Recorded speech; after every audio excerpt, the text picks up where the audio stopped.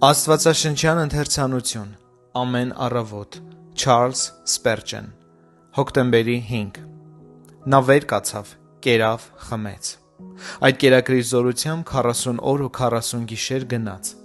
Երրորդ Թագավորաց 19:8 Այն ուժը, որով մեզ օժտում է ողորմած Աստված, նախատեսված է ծառայության համար, ոչ թե մեր սեփական եսը հաստատելու։ Երբ Եղիա մարգարեն արթնացավ գիհու թփի տակ,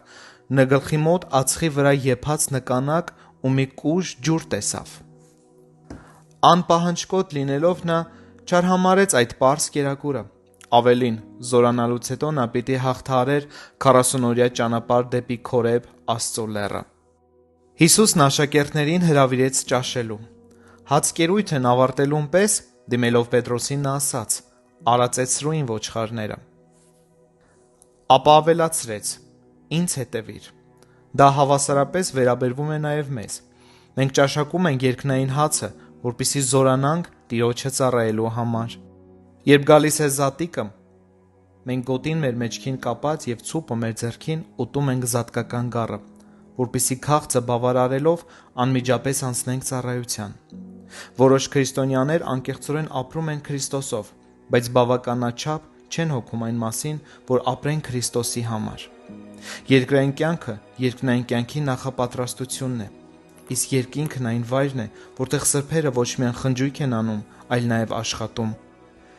Նրանք ճաշակում են Տիրոջ սեղանը, օր ու գիշեր տաճարում ծառայելով Նրան։ Զորանալով երկնային կերակուրով նրանք կատարյալ ծառայություն են մատուցում։ Իմ հավատացյալ ընկեր, ամեն օր Քրիստոսով զորանալով աշխատիր Տիրոջ համար։ Մեզանից ոմանք դեռ պիտի ըմբռնեն Աստծո ծրագիրը, որին հետևելով Նա ներքև է ուղարկում շնորհքը։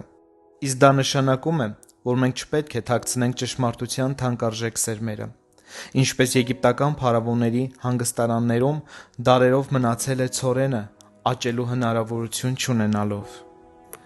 Մենք պետք է ցանենք և մշակենք այն։ Ինչու է Տերը երկրի վրա անձրև ուղարկում և մեզ արևի լույս տալիս։ Միթե դա այն պատճառով չէ, որ դրանք նպաստում են այն պտուղների աճին և հասունացմանը, որոնք մարդն օգտագործում է իր սննդի մեջ։ Նույն կերպ էլ Տերը հագեցնում ու ամրացնում է մեր հոգիները, որպեսզի հետո մենք վերականգնված ուժերն օգտագործենք իր փառքը գովաբանելու համար։